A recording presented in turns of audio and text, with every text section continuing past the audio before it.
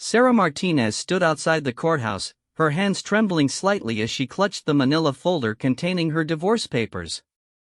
The morning sun cast long shadows across the concrete steps, and she could hear the distant hum of traffic mixing with her own rapid heartbeat. Today was supposed to be the end of a painful chapter in her life, but something deep inside told her it was going to be more complicated than she had hoped. At 34 years old, Sarah had seen more of the world than most people twice her age. Her dark hair was pulled back in a neat ponytail, revealing a small scar above her left eyebrow, a souvenir from her second deployment to Afghanistan. She wore a simple black blazer over a white blouse, with her military medals pinned carefully to her chest. These weren't just decorations to her, they represented years of service, sacrifice, and dedication to her country. The Bronze Star Medal caught the morning light as she walked up the courthouse steps. She had earned it during a particularly dangerous mission in Kandahar, where she had risked her life to save 3 wounded soldiers under heavy enemy fire. Next to it hung her Purple Heart, awarded after she took shrapnel to her leg during a roadside bomb attack. The Army Commendation Medal, the Combat Action Badge, and several service ribbons completed the display. Each one told a story of courage, determination, and service above self. Sarah had served 8 years in the United States Army, rising to the rank of Staff Sergeant before an injury forced her into early retirement. She had been a combat medic, responsible for keeping her fellow soldiers alive in some of the most dangerous places on Earth. Her hands had saved lives, her quick thinking had prevented disasters, and her courage had inspired others to keep fighting when hope seemed lost. But, today, she wasn't Staff Sergeant Martinez. Today, she was just another woman going through a messy divorce, trying to get her fair share of the assets she and her ex-husband had built together during their 10-year marriage. Her husband, David, had been having an affair for over 2 years with his secretary. When Sarah discovered the truth, she had filed for divorce immediately, asking for nothing more than her fair share of their joint savings account and the small house they had purchased together. David, however, had other plans. He had hired an expensive lawyer and was fighting every single request Sarah made.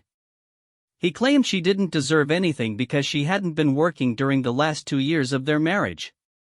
What he conveniently forgot to mention was that she hadn't been working because she was recovering from her war injuries and dealing with the emotional trauma that came with combat service. As Sarah entered the courthouse, she noticed how different it felt from the military bases she was used to. Everything here seemed cold and impersonal, with marble floors that echoed every footstep and fluorescent lights that made everyone look pale and tired.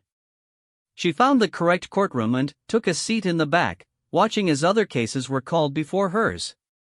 She observed the judge, Honorable Robert Blackwood, as he handled the previous cases. He was a man in his late 50s, with gray hair and a stern expression that never seemed to change.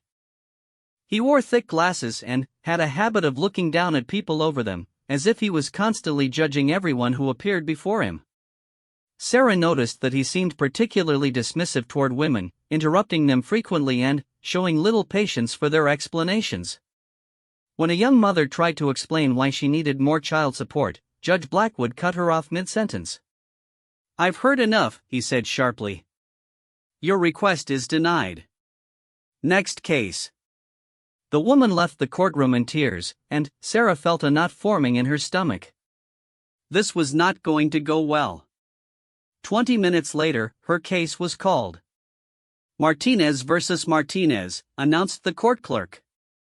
Sarah stood up and walked toward the front of the courtroom, her medals catching the overhead lights with each step. She could see David sitting at the defendant's table with his expensive lawyer, both of them wearing matching dark suits that probably cost more than Sarah's entire wardrobe. David looked different than she remembered. He had gained weight and his hair was starting to thin, but what struck her most was the cold, calculating look in his eyes. This was the same man she had married fresh out of high school, the same man she had loved and supported through college and his early career. Now he looked at her like she was a stranger, or worse, like she was an enemy to be defeated. "Mrs. Martinez," Judge Blackwood said without looking up from his papers, "I see you're representing yourself today. That's usually not a good idea in divorce proceedings." His tone suggested he had already made up his mind about the case before hearing any evidence. "Yes, Your Honor," Sarah replied, standing straight with her shoulders back in a military posture that had become second nature to her. "I couldn't afford an attorney, but I believe the facts of my case are straightforward." Judge Blackwood finally looked up at her, and his eyes immediately focused on the medals pinned to her blazer. A slight smirk crossed his face, and Sarah felt her heart sink. She had hoped that her military service would be viewed with respect, but she could tell from the judge's expression that he was not impressed. "I see you've decided to wear your costume jewelry to court today," Judge Blackwood said, his voice dripping with sarcasm. "This is a courtroom, Mrs. Martinez, not a Halloween party. Perhaps you thought those little trinkets would help your case somehow?" Sarah felt her face flush with anger and embarrassment. Around her, she could hear a few people in the gallery gasp at the judge's words. Even David looked surprised by the harsh comment. But Sarah forced herself to remain calm and professional. She had dealt with difficult people before, and she knew that losing her temper would only make things worse. "Your Honor, these are military decorations that I earned through service to my country," she said quietly but firmly. "I wore them today because they represent the character and dedication I brought to my marriage, and they demonstrate my commitment to doing what's right." Judge Blackwood leaned back in his chair and actually laughed out loud in the middle of his courtroom. "Character and dedication? Mrs. Martinez, according to the documents I have here, you haven't worked a day in the past 2 years. You've been living off your husband's hard work while you sat at home doing nothing. And now you want to take half of what he's earned? That doesn't sound very dedicated to me." Sarah took a deep breath before responding. "Your Honor, I haven't been working because I was recovering from injuries I sustained while serving in Afghanistan. I have medical documentation that shows I was dealing with both physical injuries and PTSD. During that time, my husband and I agreed that I would focus on my recovery while he continued working. The assets we accumulated during our marriage were built on both of our contributions, including my 8 years of military service before my retirement." "Military service," Judge Blackwood repeated mockingly. "Let me guess, you were probably typing reports in some air-conditioned office somewhere, and now you want us all to believe you're some kind of war hero?" "Mrs. Martinez, I've seen a lot of people try to use their military service to get sympathy in my courtroom, and I'm not impressed by your little collection of participation trophies." The entire courtroom fell silent. Sarah felt like she had been slapped in the face. These medals weren't participation trophies, they represented real sacrifice, real courage, and real service. The bronze star on her chest had been earned while she was dragging wounded soldiers to safety under enemy fire. The purple heart represented the shrapnel that was still embedded in her leg, causing her pain every single day. The combat action badge showed that she had been in direct combat with enemy forces, something this judge clearly had never experienced. But, before Sarah could respond, David's lawyer stood up. "Your Honor, my client agrees with the court's assessment. Mrs. Martinez has been unemployed for 2 years, and there's no evidence that her alleged military service contributed anything to the marital assets. We believe she should receive minimal compensation, if any." Judge Blackwood nodded approvingly. "I tend to agree, Counselor. Mrs. Martinez, you seem to have a very inflated sense of your own importance. Military service, even if it was real service and not just some desk job, doesn't entitle you to live off your husband forever. Marriage is a partnership, and partnerships require both people to contribute. From what I can see, you stopped contributing 2 years ago." Sarah felt tears starting to form in her eyes, but she blinked them back. She had not cried in front of enemy combatants in Afghanistan, and she was not going to cry in front of this arrogant judge. But his words cut deep because they attacked something that was fundamental to who she was.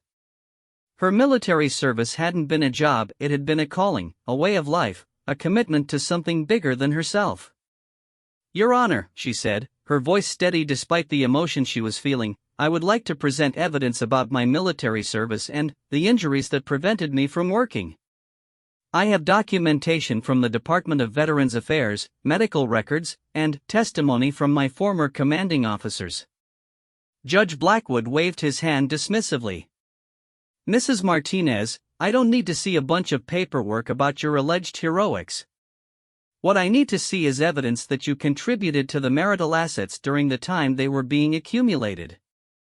Since you admit you haven't worked in 2 years, and since your husband was the sole earner during that time, I'm inclined to award you a minimal settlement." Sarah opened her folder and pulled out a photograph.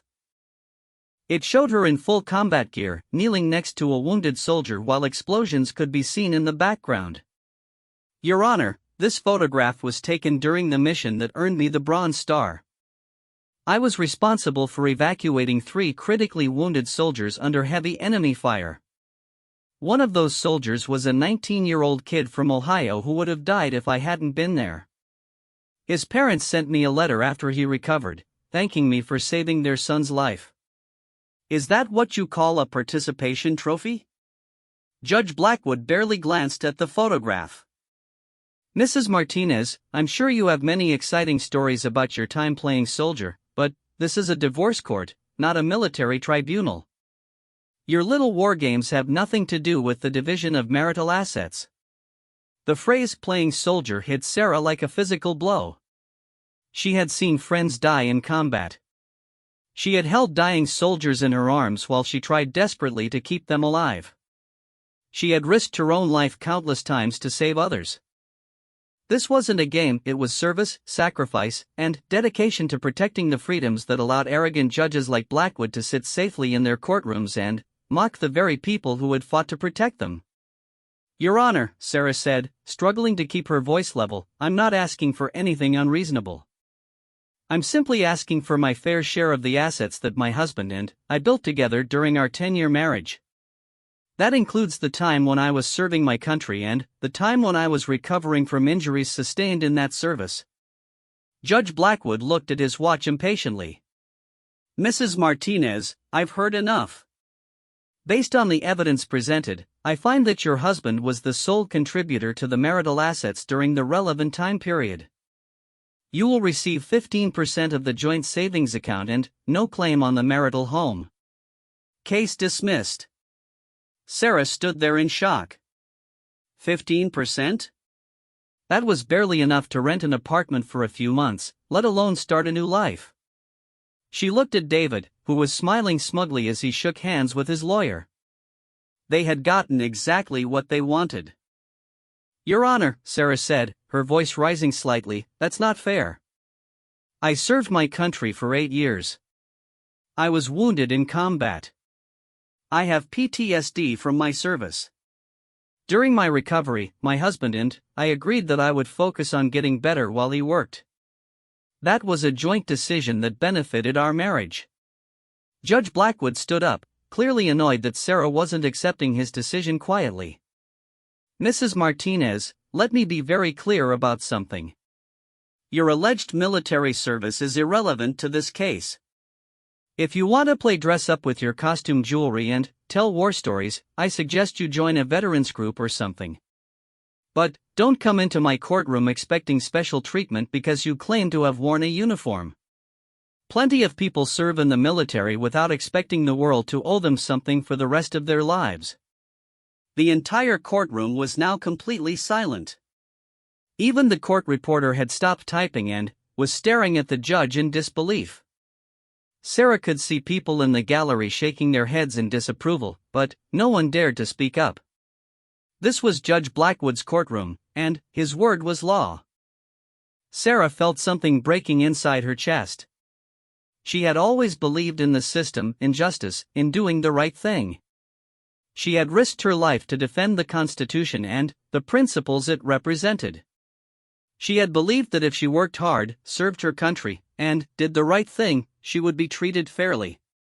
But, standing in this courtroom, facing this arrogant judge who dismissed her service as playing dress up, she realized that sometimes the system failed the very people who had sacrificed the most to protect it. "Is there anything else, Mrs. Martinez?" Judge Blackwood asked impatiently. "Because I have other cases to get through today, and I've already spent more time on your little performance than it deserved." Sarah looked down at her medals one more time. The bronze star seemed to catch the light differently now, as if it was trying to remind her of the courage she had shown in Afghanistan. She thought about the soldiers she had saved, the missions she had completed, the sacrifices she had made. Then, she looked back up at Judge Blackwood. "No, Your Honor," she said quietly. "I have nothing else to add." As Sarah turned to leave the courtroom, she could feel every eye in the room watching her. Some people looked sympathetic, others looked embarrassed by what they had witnessed, but no one spoke up. She walked slowly toward the exit, her head held high despite the devastating blow she had just received. Just as she reached the courtroom door, she heard it open behind her. Heavy footsteps echoed on the marble floor, and she could sense someone important entering the room. The atmosphere in the courtroom seemed to change instantly, as if everyone suddenly realized something significant was happening.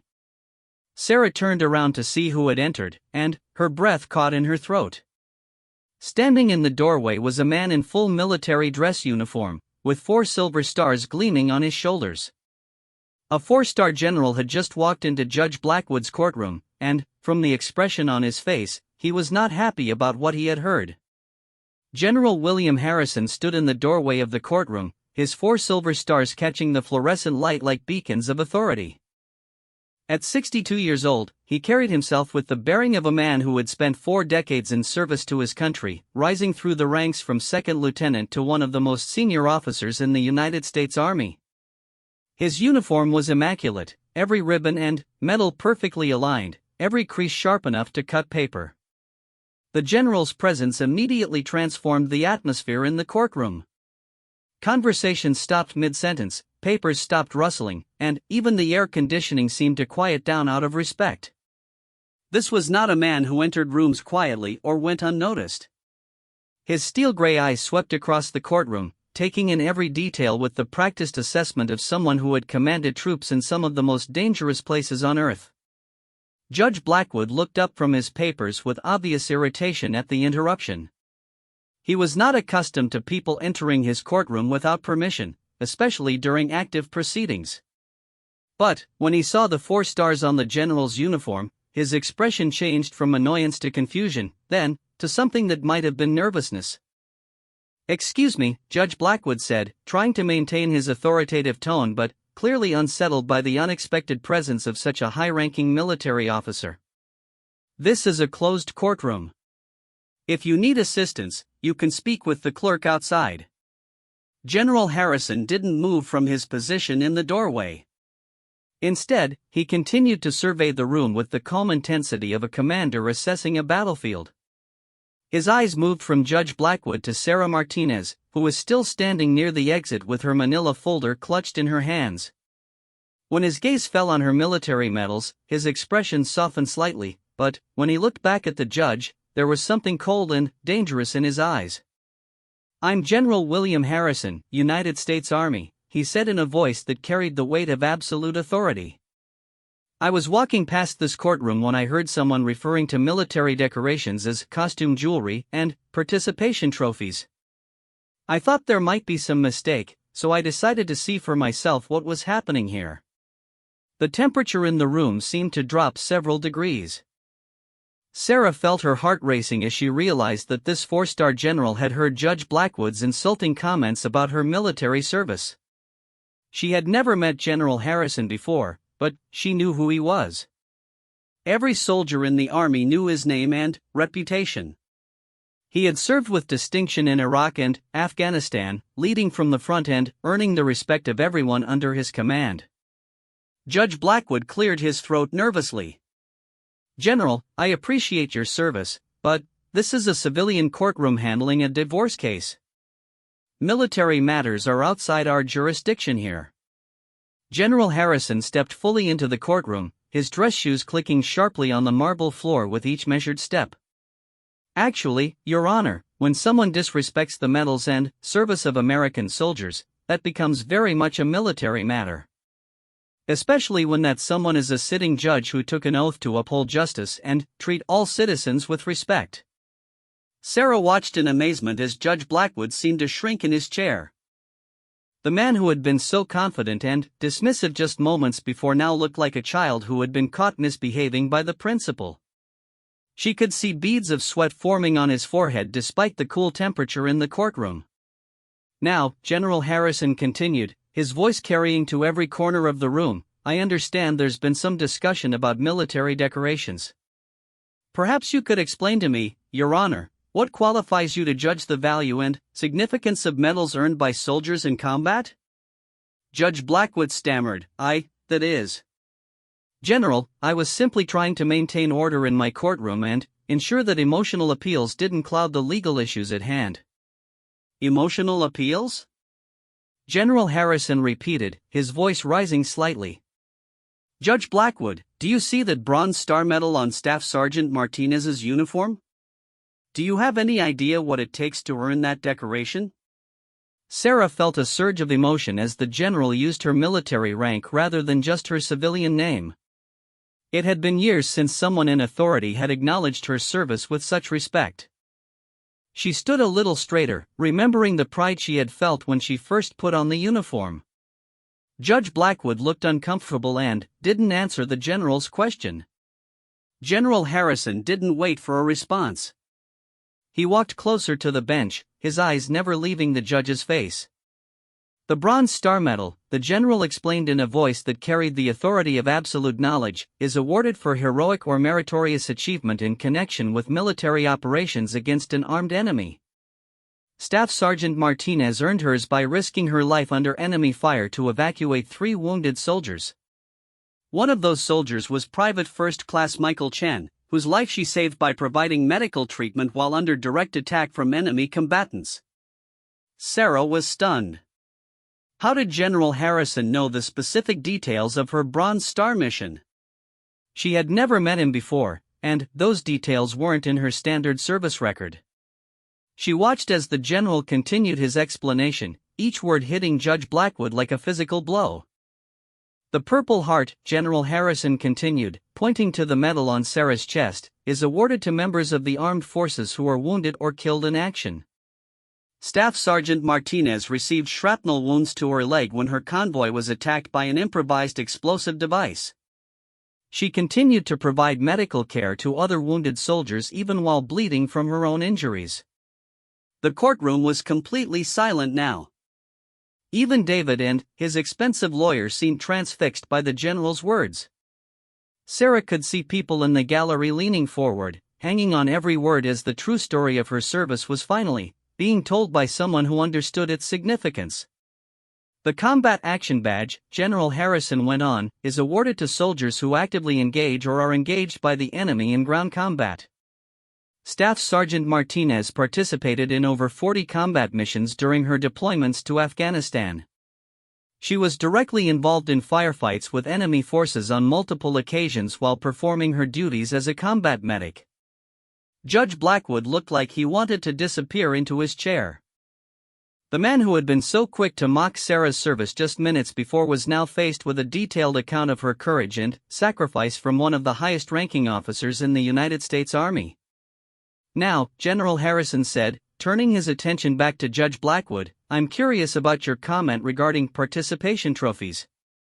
Are you suggesting that risking one's life to save fellow soldiers under enemy fire is equivalent to showing up to a Little League game?"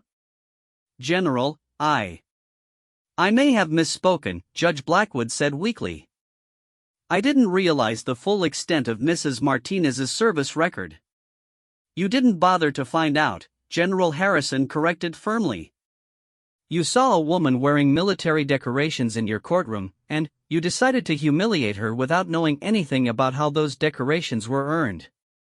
You called them costume jewelry without understanding that they represent some of the highest honors our nation can bestow on its warriors."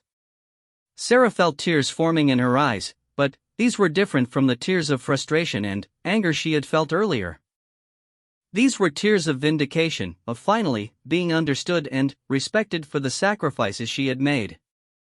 She had served her country with honor, and now someone with the authority to speak for that country was defending her service. General Harrison walked over to where Sarah was standing. Staff Sergeant Martinez, he said formally, would you please approach the bench? I believe there are some things about your service that this court needs to understand. Sarah walked forward, her back straight and her head high. She could feel the weight of everyone's attention on her, but, for the first time since entering this courtroom, it felt like respectful attention rather than judgment or mockery. Your Honor, General Harrison addressed Judge Blackwood directly. Staff Sergeant Martinez didn't just serve in the Army, she served with distinction in some of the most dangerous assignments available to military personnel. She volunteered for combat duty when she could have chosen safer positions. She repeatedly risked her life to save others, and she did so with courage that most of us can only dream of possessing. The general paused to let his words sink in before continuing. Furthermore, the injuries she sustained in service to her country are not something to be dismissed casually. Post-traumatic stress disorder is a real and serious condition that affects many of our combat veterans.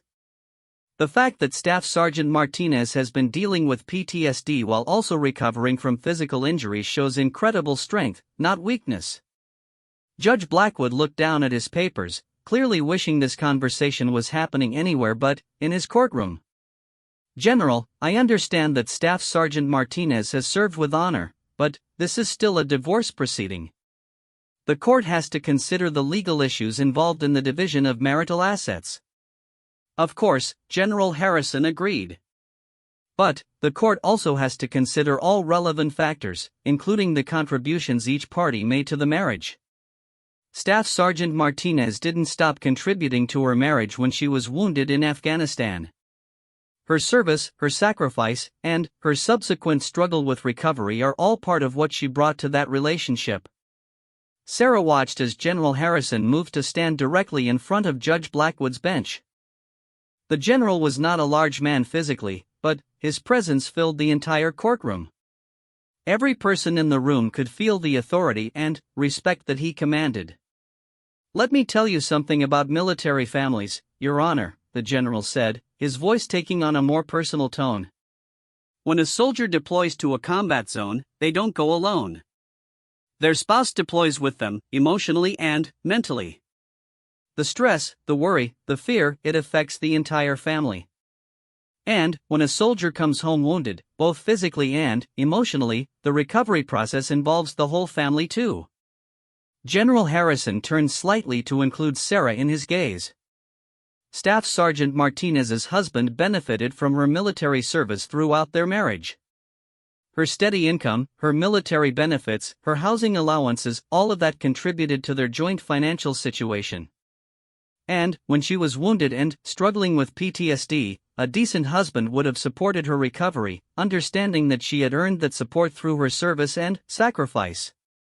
David shifted uncomfortably in his seat. For the first time since the proceedings began, he looked ashamed of himself. His expensive lawyer was frantically scribbling notes, probably trying to figure out how to deal with this unexpected turn of events. Furthermore, General Harrison continued, Staff Sergeant Martinez's inability to work for the past 2 years isn't a character flaw or a sign of laziness. It's a direct result of injuries she sustained while serving her country. Those injuries are just as real and just as deserving of accommodation as any other disability. Judge Blackwood seemed to be struggling to find his voice. When he finally spoke, his tone was much more subdued than it had been earlier. General, I want you to know that I have great respect for military service. I may have expressed myself poorly earlier. You expressed yourself very clearly, Your Honor, General Harrison replied coldly. You called this soldier's decorations costume jewelry and participation trophies. You suggested that her military service was equivalent to playing dress-up. You mocked her combat injuries and dismissed her PTSD as if it were a character weakness rather than a combat wound. The general paused, letting the weight of his words fill the silence in the courtroom.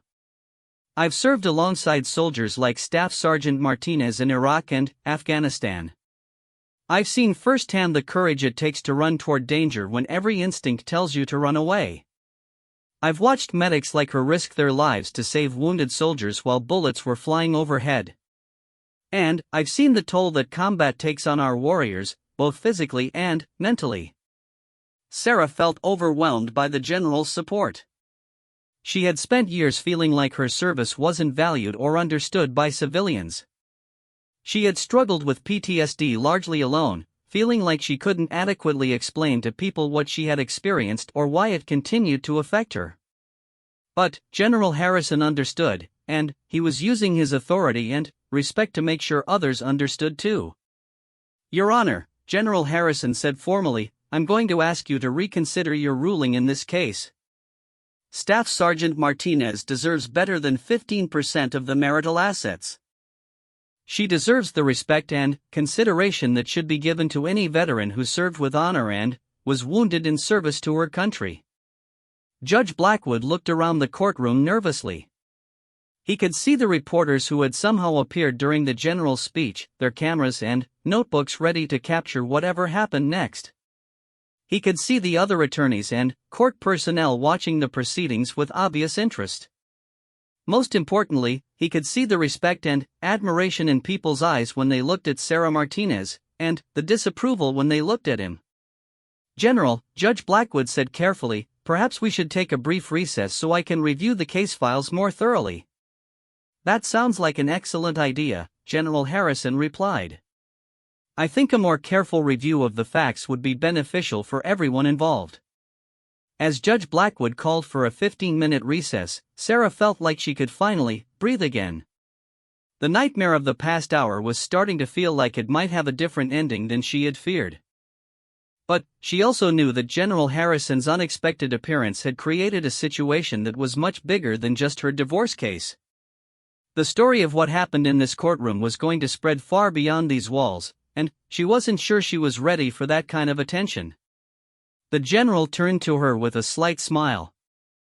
Staff Sergeant Martinez, he said quietly, would you mind if I had a word with you during the recess? I think there are some things we should discuss. During the recess, General Harrison led Sarah to a quiet conference room adjacent to the courthouse.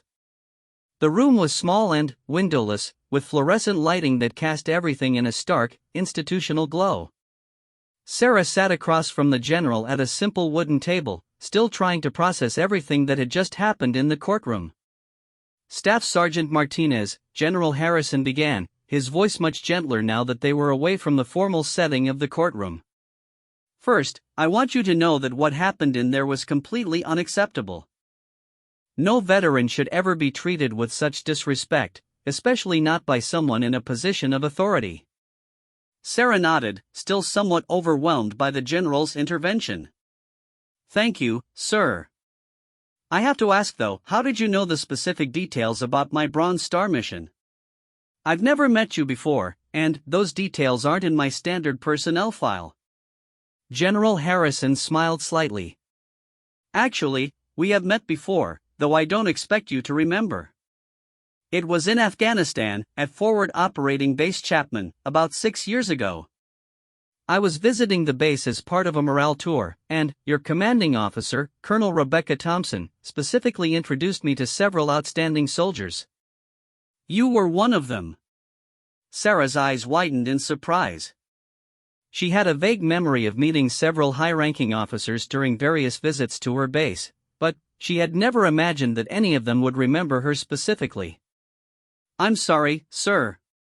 I don't recall the specific meeting. There's no reason you should, the general replied.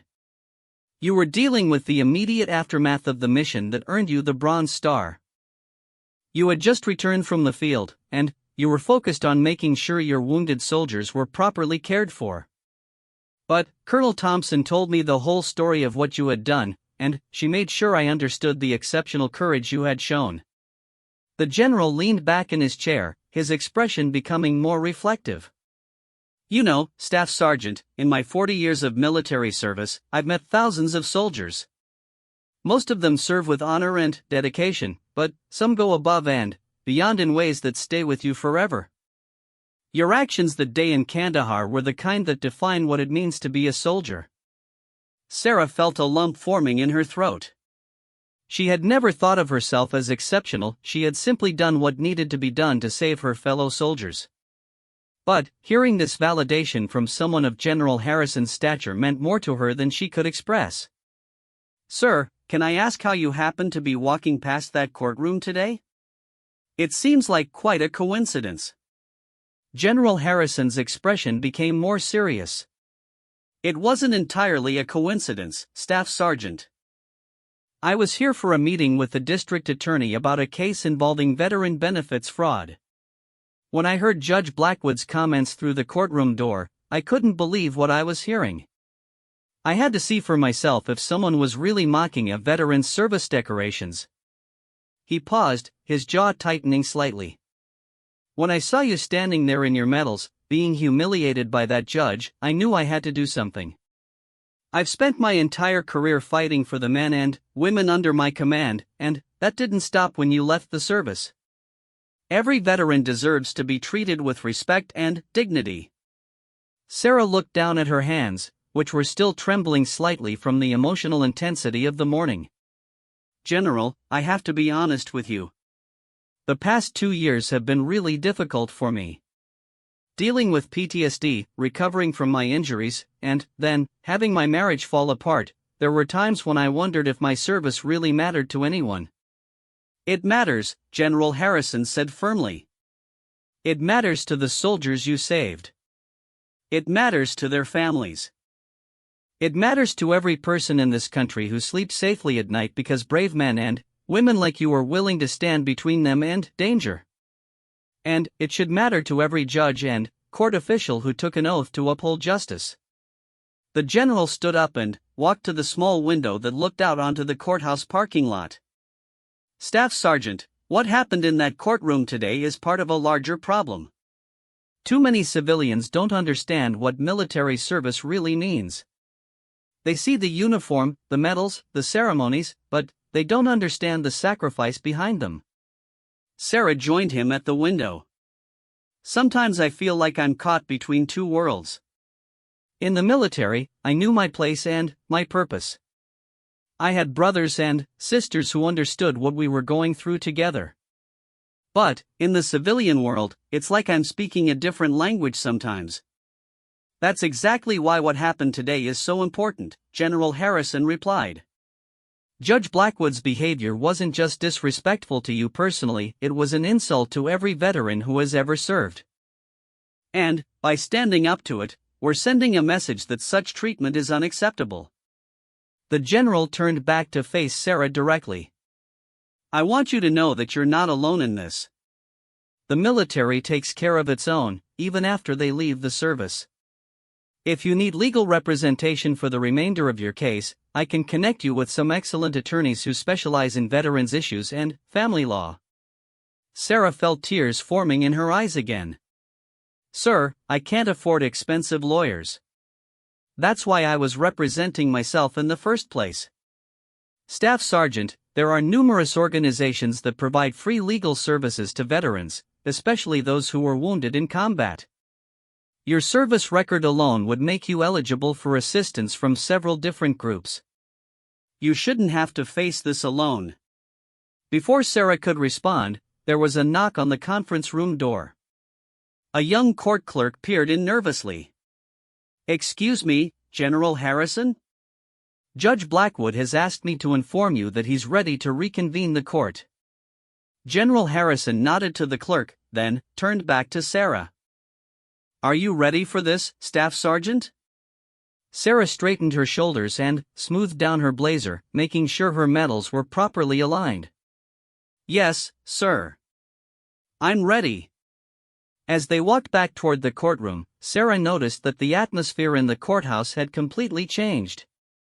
Word had somehow spread about what was happening, and there were now news reporters, photographers, and curious onlookers gathered in the hallways. Some people pointed at her medals with respect and admiration, while others whispered among themselves about the confrontation with Judge Blackwood. When they entered the courtroom, Sarah was surprised to see that it was now packed with people. The gallery, which had been largely empty before, was now filled with what appeared to be veterans, military families, and local citizens who had heard about the case. Many of the veterans were wearing their own military decorations, creating a sea of ribbons and medals throughout the courtroom. Judge Blackwood looked pale and uncomfortable as he took his seat at the bench. Sarah could see that he had been busy during the recess. There were now several thick legal books open in front of him, and his clerk was standing nearby with additional case files. It was clear that he had been doing some hasty research into veterans' rights and family law. "This court is now back in session," Judge Blackwood announced, his voice lacking the confident authority it had carried earlier. "Before we proceed, I want to address some comments I made earlier regarding Mrs. Martinez's military service." The courtroom fell completely silent. Sarah could hear her own heartbeat as she waited to see what the judge would say next.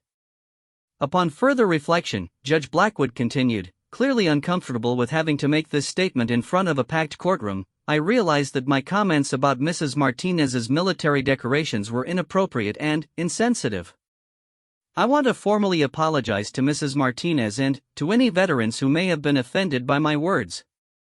Sarah looked around the courtroom and saw several veterans nodding their approval of the apology, though their expressions suggested they weren't entirely satisfied with just words. General Harrison remained standing near the back of the courtroom, his presence a constant reminder of the seriousness of the situation.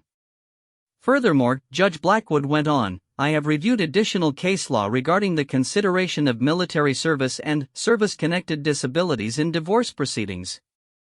It's clear that I need to give more careful consideration to all factors that contributed to the marriage and the accumulation of marital assets." David and his lawyer were now conferring in hushed, urgent whispers.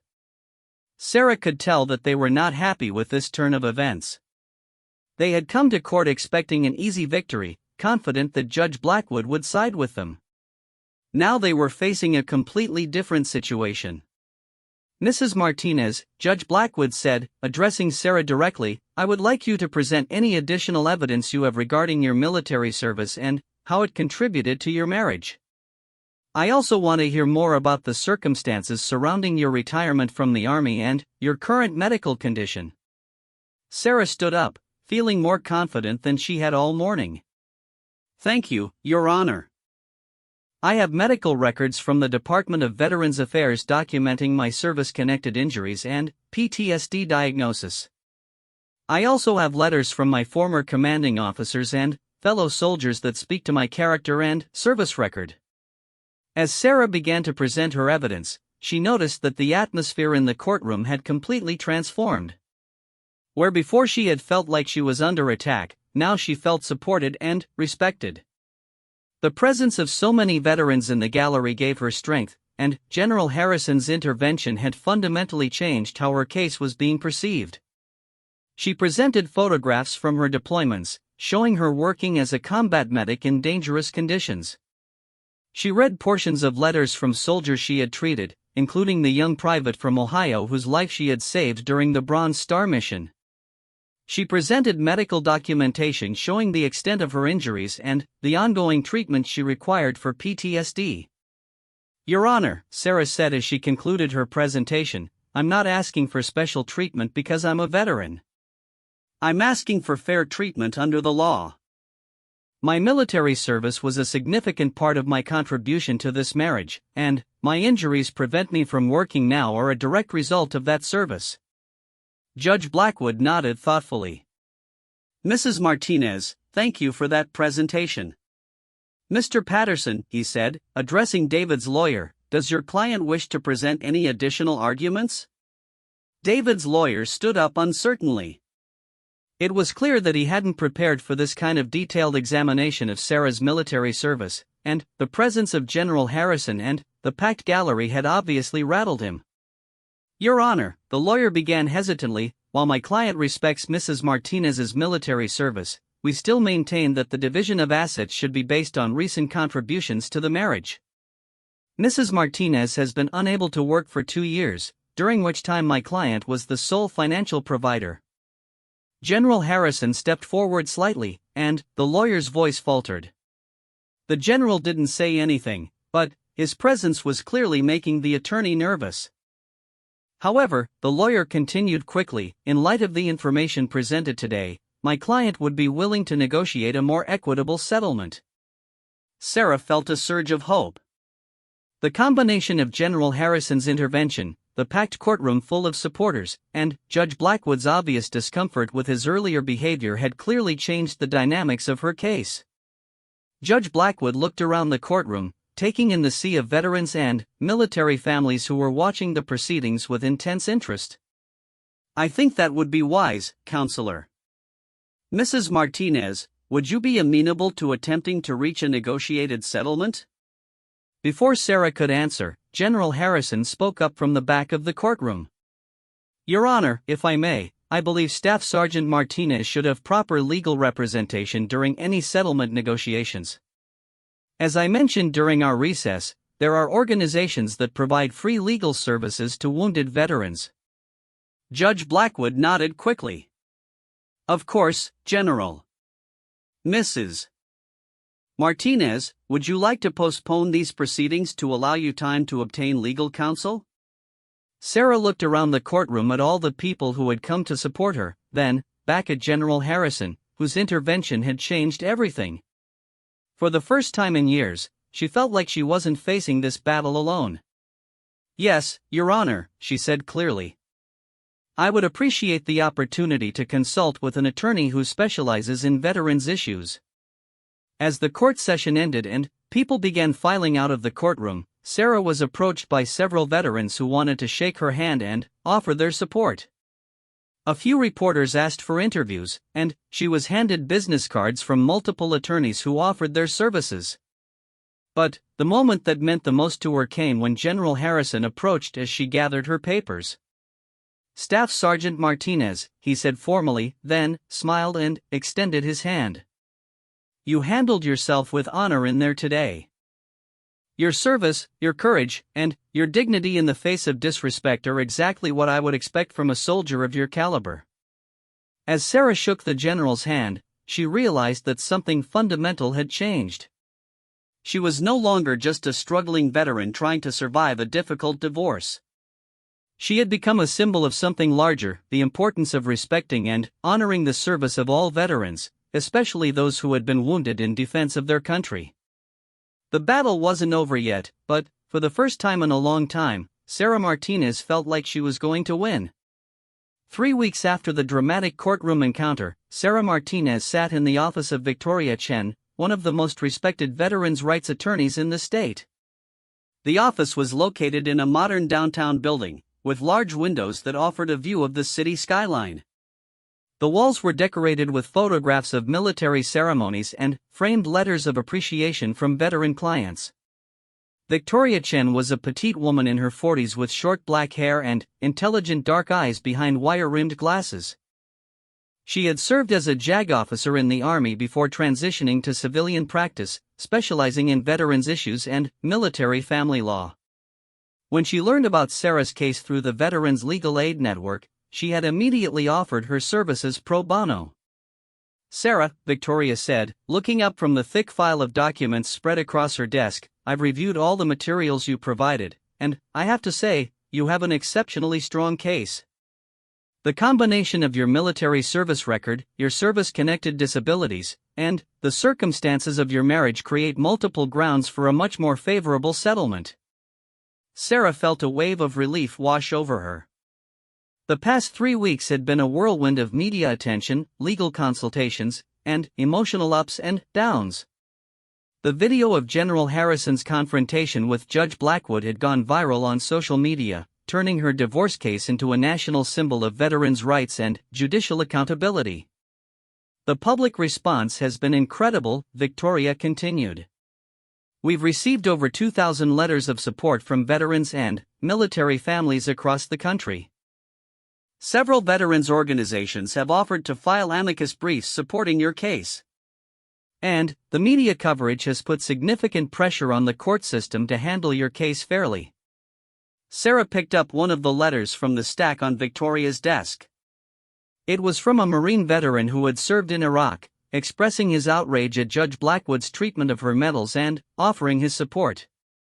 I never expected this kind of response. I was just trying to get through my divorce and start rebuilding my life. Sarah, what happened in that courtroom touched a nerve with veterans and their families nationwide, Victoria explained. Judge Blackwood's comments represented everything that's wrong with how some civilians view military service. By standing up to him, and, with General Harrison's support, you've become a voice for veterans who have been disrespected and dismissed.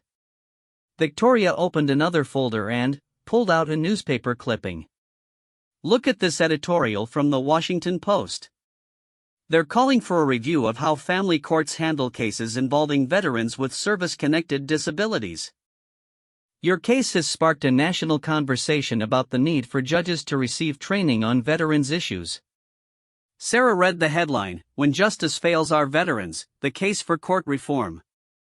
She still couldn't believe that her personal struggle had become part of a larger movement for change. "There's something else I need to tell you," Victoria said, her tone becoming more serious. "We've received informal settlement offers from your husband's attorney. David is clearly feeling the pressure from all the negative publicity. His employer, a government contractor that works closely with the military, has received hundreds of complaints about his treatment of a disabled veteran. They've suggested that he might want to resolve this matter quietly and quickly." Sarah looked up with interest. "What kind of offers?" Victoria consulted her notes. The first offer was for 40% of the marital assets, including half ownership of the house. That was clearly inadequate given your circumstances. The second offer, which came just yesterday, is for 60% of all marital assets, full ownership of the house, and continued health insurance coverage for 2 years. "That's much better than the 15% Judge Blackwood originally awarded me," Sarah said, though she could hear the uncertainty in her own voice. "It's better, but it's still not fair," Victoria replied firmly. "Based on my analysis of your case, you're entitled to at least 75% of the marital assets. Your military service contributed significantly to the family's financial stability during the first 8 years of your marriage. Your injuries are service-connected, which means they're essentially work-related disabilities that should be considered in the asset division." Victoria stood up and walked to a whiteboard where she had outlined the key legal arguments in Sarah's case. "Look at this from a financial perspective. During your 8 years of military service, you earned a steady income, received housing allowances, medical benefits, and contributed to retirement savings. Your husband benefited from all of these advantages. When you were wounded and couldn't work, that was essentially a work-related injury that entitled you to support and accommodation." Sarah nodded, beginning to understand the legal strategy Victoria was developing. "So my PTSD and physical injuries aren't character flaws or personal failings, they're occupational injuries that occurred while I was serving my country." "Exactly. And there's precedent for courts to award larger settlements to spouses who become disabled due to their employment. In your case, your employment happened to be military service that directly benefited national security. The fact that Judge Blackwood initially dismissed this shows either ignorance of the law or bias against veterans." Victoria returned to her seat and pulled out another document. "There's also the matter of Judge Blackwood himself. His conduct in your case has attracted the attention of the State Judicial Review Board. They've opened a formal inquiry into his handling of veterans' cases, and several other veterans have come forward with complaints about similar treatment in his courtroom." Sarah felt a mix of emotions about this development. While she was glad that other veterans might be protected from similar treatment, she didn't want to be responsible for ruining someone's career. "What could happen to him?" "That depends on what the review board finds. At minimum, he'll probably be required to undergo sensitivity training and education about veterans' issues. At worst, if they find a pattern of bias or misconduct, he could face suspension or removal from the bench. But that's not your concern, you didn't create this situation. You simply stood up for yourself when you were being treated unfairly." Victoria leaned forward, her expression becoming more intense. "Sarah, I want you to understand something important. This case isn't just about your divorce anymore. It's become a test case for how the legal system treats veterans. The outcome will send a message to judges across the country about whether it's acceptable to dismiss or mock military service." "That's a lot of pressure," Sarah admitted. Sometimes I wonder if I should just take the settlement offer and try to move on with my life quietly. I understand that feeling, Victoria said sympathetically. You've been through enough trauma, and the media attention can be overwhelming. But think about this: how many other veterans are sitting in courtrooms right now, being treated with the same disrespect you experienced? How many are accepting unfair settlements because they don't have the support system you now have? Victoria pulled out a folder filled with letters and emails. These are messages from veterans and their families who have been following your case. Let me read you a few excerpts. She selected a letter from the top of the pile. This is from Maria Rodriguez, a Navy veteran from Texas. She writes, "Dear Sarah, I went through a similar situation 3 years ago. The judge in my case made comments about my military service that were almost identical to what Judge Blackwood said to you. I didn't have anyone to stand up for me, so I accepted an unfair settlement just to end the humiliation. Thank you for having the courage to fight back. You're fighting for all of us." Victoria picked up another letter. This one is from Robert Thompson, an Army veteran from Ohio. He says, "My daughter is planning to enlist in the Army next year. Knowing that veterans like you are willing to stand up for our rights gives me confidence that she'll be respected for her service, both during and after her military career. Thank you for being brave enough to fight this battle." Sarah felt tears forming in her eyes as she listened to these messages. She had never thought of her situation as representing something larger than her own personal struggle, but clearly it had touched a nerve with veterans across the country. "There's one more thing I want to show you," Victoria said, pulling out a formal-looking document. "General Harrison has written a letter to the court, offering to testify as an expert witness about your military service and the significance of your decorations. He's also offered to provide character testimony about the type of person it takes to earn those honors." Sarah looked at the letter with amazement. General Harrison would do that for me? He feels strongly that your case represents an important principle about respecting veterans. He's also concerned that Judge Blackwood's initial ruling could set a dangerous precedent for other cases involving wounded veterans. Victoria organized the papers on her desk and looked directly at Sarah. "I need you to make a decision about how you want to proceed. We can accept the current settlement offer, which would give you financial security and allow you to start over. Or we can reject the offer and take this case to trial, or we'll fight for a truly fair settlement while also making a statement about veterans' rights." "What are the risks of going to trial?" Sarah asked. "There's always a risk that we could end up with less than the current offer, though I think that's unlikely given the strength of our case and the public attention it's received. There's also the risk of prolonged media scrutiny and the emotional stress of a trial. But there's also the opportunity to set a legal precedent that protects other veterans and to hold both Judge Blackwood and your ex-husband fully accountable for their actions." Sarah stood up and walked to the window, looking out at the city below. Somewhere down there were other veterans who were struggling with similar issues, facing discrimination and disrespect because of their service. She thought about the 19-year-old soldier she had saved in Afghanistan, the one whose parents had written to thank her. He was probably back home now, maybe starting a family of his own. Would he receive fair treatment if he ever found himself in a courtroom? "Victoria," Sarah said, turning back from the window, "if we go to trial and win, what kind of precedent would it set?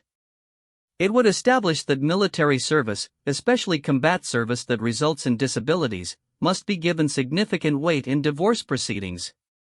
It would also send a clear message to judges that mocking or dismissing veterans' service is unacceptable and could result in serious professional consequences." Sarah thought about General Harrison's words during their first meeting: "The military takes care of its own, even after they leave the service." She realized that accepting this responsibility wasn't just about her own case, it was about taking care of her fellow veterans who might face similar situations in the future. "I've made my decision," Sarah said, her voice steady and determined. "We're going to trial.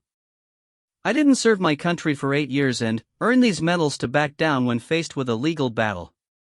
If this case can help protect other veterans from discrimination, then it's worth fighting for. Victoria smiled and stood up to shake Sarah's hand. I was hoping you would say that. We're going to build the strongest case possible, and we're going to show the court and the country exactly what it means to honor military service. As Sarah left Victoria's office that afternoon, she felt a sense of purpose she hadn't experienced since her military service ended. She was no longer just fighting for herself, she was fighting for every veteran who had ever been disrespected or dismissed because of their service. The medals on her chest weren't just decorations anymore, they were symbols of a larger battle for respect and recognition. The trial was scheduled to begin in 6 weeks, and Sarah knew it would be the most important mission she had undertaken since leaving Afghanistan. 6 weeks later, Sarah Martinez stood outside the courthouse once again, but this time everything was different. The media attention had transformed her case into a national story, and news vans lined the street while reporters set up their equipment.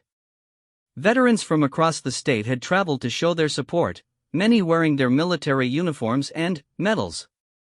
The scene looked more like a military ceremony than a divorce proceeding. General Harrison arrived in an official military vehicle, accompanied by 2 other high-ranking officers. When he stepped out in his full dress uniform, photographers immediately began taking pictures. His presence sent a clear message that the military establishment was taking this case seriously. Staff Sergeant Martinez, General Harrison said as he approached Sarah, "Are you ready for this?" "Yes, sir," Sarah replied, standing at attention out of habit. "Thank you for being here, General. I know you have many other important responsibilities." "There is nothing more important than standing up for our veterans," General Harrison said firmly. "What happens in that courtroom today will send a message to every judge in America about how veterans should be treated." Victoria Chin joined them on the courthouse steps, carrying a briefcase filled with documents and evidence. Over the past 6 weeks, she had built a comprehensive case that went far beyond the simple divorce proceedings.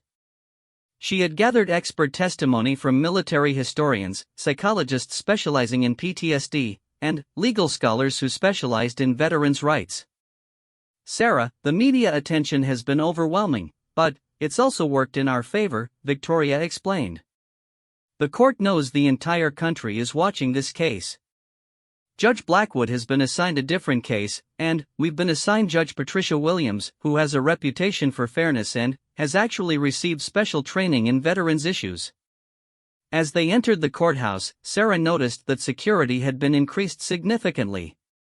Court officers were checking identification carefully and using metal detectors.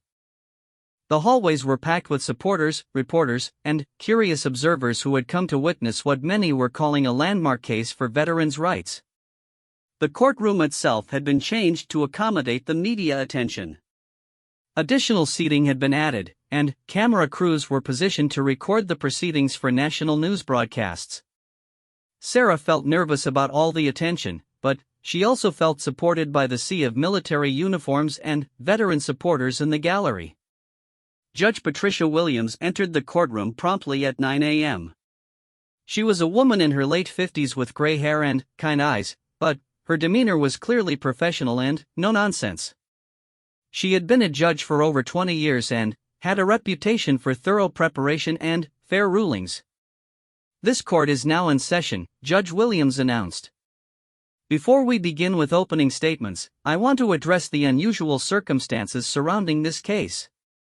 I'm aware that there has been significant media attention and public interest in these proceedings. However, I want everyone to understand that this case will be decided based on the law and the evidence, not on public opinion or media coverage." She looked around the packed courtroom. "I also want to acknowledge the presence of General Harrison and the many veterans who have come to observe these proceedings. I have great respect for your service, but I ask that everyone maintain proper courtroom decorum during the trial." Victoria Chen stood up to deliver her opening statement. She had spent weeks preparing for this moment, and she was ready to present the most comprehensive case possible. "Your Honor, this case is about more than the division of marital assets," Victoria began. It's about recognizing the true value and cost of military service, especially service in combat zones that results in lifelong disabilities. Staff Sergeant Sarah Martinez didn't just serve her country, she sacrificed her health, her peace of mind, and, ultimately, her career to protect the freedoms we all enjoy. Victoria walked over to a large display board that showed photographs from Sarah's deployments, her medical records, and documentation of her military decorations. During her 8 years of service, Staff Sergeant Martinez deployed to Afghanistan 3 times. She served as a combat medic, one of the most dangerous and demanding roles in the military. She saved lives under enemy fire, continued working while wounded, and displayed the kind of courage that most of us can only imagine. The attorney pointed to a photograph showing Sarah treating a wounded soldier while explosions could be seen in the background. This photograph was taken during the mission that earned Staff Sergeant Martinez her Bronze Star Medal. She risked her life to save 3 wounded soldiers, including 19-year-old Private Michael Chen. Because of her actions, 3 families still have their loved ones alive today. Victoria turned to address the judge directly. Your Honor, when Staff Sergeant Martinez was wounded and developed PTSD, she didn't become a burden on her marriage, she became a casualty of her service to our country. The fact that she couldn't work for 2 years wasn't a character flaw or a choice. It was a direct result of injuries sustained while protecting American interests in a combat zone. The attorney walked back to her table and picked up a thick folder. We will present evidence showing that Staff Sergeant Martinez's military service contributed significantly to the financial stability of her marriage. Her steady military income, housing allowances, medical benefits, and retirement contributions provided a foundation that allowed her husband to pursue his career without financial stress. When she was wounded and needed support, that should have been seen as the natural consequence of her service, not as a reason to punish her in divorce proceedings. Victoria paused to let her words sink in before continuing. Your Honor, we're not asking for special treatment because Staff Sergeant Martinez is a veteran. We're asking for fair treatment under the law, with proper consideration given to all the factors that contributed to this marriage and the accumulation of marital assets. When Victoria finished her opening statement, David's attorney, James Patterson, stood up to present his case. However, his approach was noticeably different from what it had been 6 weeks earlier. The media attention and public outcry had clearly forced him to modify his strategy. Your Honor, Patterson began carefully, my client recognizes and respects Mrs. Martinez's military service. We're not here to diminish or dismiss her contributions to our country. However, this court must focus on the legal issues involved in the division of marital assets according to established precedent. Patterson walked nervously toward the judge's bench, clearly uncomfortable with the attention from the packed gallery. While Mrs. Martinez's military service was admirable, the fact remains that she was unemployed for the final 2 years of the marriage, during which time my client was the sole financial provider. The court must consider the practical realities of how assets were accumulated during the marriage. General Harrison stood up in the gallery, and Patterson's voice immediately became less confident. Even though the general hadn't said anything, his presence was clearly affecting the attorney's presentation. However, Patterson continued quickly, my client is prepared to offer a generous settlement that recognizes Mrs. Martinez's past contributions while also reflecting the current realities of their financial situation. Judge Williams looked at Patterson with slight disapproval. Counselor, this is a trial, not a settlement negotiation. If your client wishes to present a settlement offer, that can be done through proper channels. Right now, I'm interested in hearing your legal arguments. Patterson nodded nervously and continued his opening statement, but it was clear that his heart wasn't in it. The combination of media scrutiny, public pressure, and the presence of General Harrison had obviously shaken his confidence in his case. After opening statements, Victoria began presenting her evidence. She called Dr. Jennifer Walsh, a psychologist who specialized in treating combat veterans with PTSD, as her first witness. Dr. Walsh, Victoria asked, can you explain to the court the nature of combat-related PTSD and how it affects veterans' ability to function in civilian society? Dr. Walsh, a woman in her 40s with extensive credentials in military psychology, spoke with authority about the condition. Combat PTSD is a serious mental health condition that results from exposure to traumatic events during military service. Veterans like Staff Sergeant Martinez, who served in direct combat roles and were wounded in action, are at particularly high risk for developing severe PTSD. The doctor explained how PTSD symptoms could make it difficult or impossible for veterans to maintain employment, especially in the immediate years following their military service. She testified that Sarah's inability to work for 2 years was entirely consistent with the recovery timeline for someone with her level of combat exposure and service-connected injuries. Victoria then called Colonel Rebecca Thompson, Sarah's former commanding officer, who testified via video link from her current assignment in Germany. Colonel Thompson provided detailed testimony about Sarah's exemplary service record and the specific circumstances under which she earned her decorations. Staff Sergeant Martinez was one of the finest soldiers I had the privilege to command, Colonel Thompson testified. Her actions in combat were consistently heroic, and her dedication to saving lives made her one of our most valuable assets. The injuries she sustained were a direct result of her willingness to put herself in harm's way to help others. But the most powerful moment of the trial came when General Harrison took the witness stand. His testimony was broadcast live on national television, reaching millions of viewers across the country. General Harrison, Victoria asked, in your professional opinion, what is the significance of the military decorations that Staff Sergeant Martinez earned during her service? General Harrison looked directly at Sarah before responding. The Bronze Star Medal for Valor is one of the highest honors our military can bestow on a soldier. It requires not just courage, but exceptional courage under the most dangerous circumstances. Staff Sergeant Martinez earned hers by risking her life to save wounded soldiers while under direct enemy fire. That level of selflessness and bravery is rare, even in the military. The general turned to address Judge Williams directly. Your Honor, when Judge Blackwood called those medals costume jewelry and participation trophies, he wasn't just insulting Staff Sergeant Martinez, he was insulting every veteran who has ever risked their life in service to this country. Those decorations represent the highest ideals of military service: courage, selflessness, and dedication to protecting others. Victoria asked, General, how should military service be considered in legal proceedings like divorce cases? Military service, especially combat service that results in disabilities, should be given significant weight in any legal proceeding, General Harrison replied.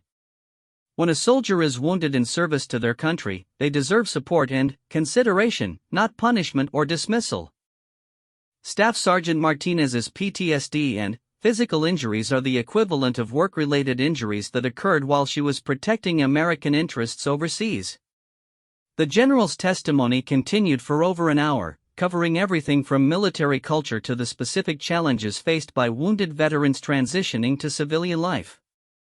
His words carried the weight of 4 decades of military experience and commanded respect from everyone in the courtroom. When the defense attempted to cross-examine General Harrison, Patterson's questions were respectful and cautious. It was clear that he didn't want to be seen as attacking such a respected military figure, especially with the entire proceeding being broadcast nationally. After 3 days of testimony, both sides presented their closing arguments. Victoria delivered a powerful summary that tied together all the evidence and expert testimony, while Patterson offered a much more subdued presentation that focused mainly on legal technicalities.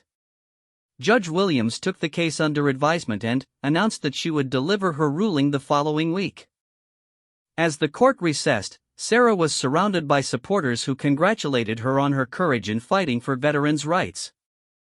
General Harrison approached Sarah as she gathered her belongings.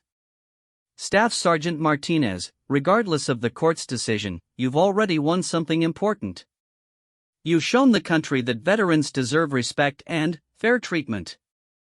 That's a victory that will benefit veterans for years to come. 1 week later, Sarah returned to the courthouse for Judge Williams' ruling. The media attention had, if anything, intensified, with national news networks providing live coverage of the proceedings. Judge Williams entered the courtroom and immediately began reading her decision. After careful consideration of all the evidence and testimony presented in this case, I find that Staff Sergeant Martinez's military service and service-connected disabilities are significant factors that must be considered in the division of marital assets. Sarah felt her heart racing as the judge continued. The evidence clearly shows that Staff Sergeant Martinez's military service provided substantial benefits to the marriage, including steady income, housing allowances, medical benefits, and retirement savings. Her subsequent inability to work was a direct result of injuries sustained while serving her country, not a personal choice or character failing. Judge Williams looked directly at Sarah. Furthermore, I find that the dismissive treatment Staff Sergeant Martinez received in the initial proceedings was inappropriate and inconsistent with the respect owed to our veterans.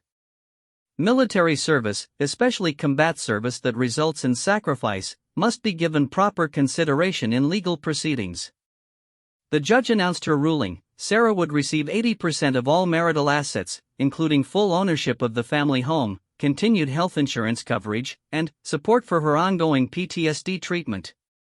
The courtroom erupted in applause from the veteran supporters in the gallery. Sarah felt tears streaming down her face as she realized that justice had finally been served. But, more importantly, Judge Williams' ruling set a legal precedent that would protect other veterans facing similar situations. The case became known as Martinez versus Martinez, and law schools across the country began using it as an example of how military service should be properly considered in family law proceedings. 6 months later, Sarah used her settlement to establish the Martinez Foundation, a non-profit organization that provides legal assistance to veterans facing discrimination in civilian courts. General Harrison served on the foundation's board of directors, and Victoria Chin provided pro bono legal services.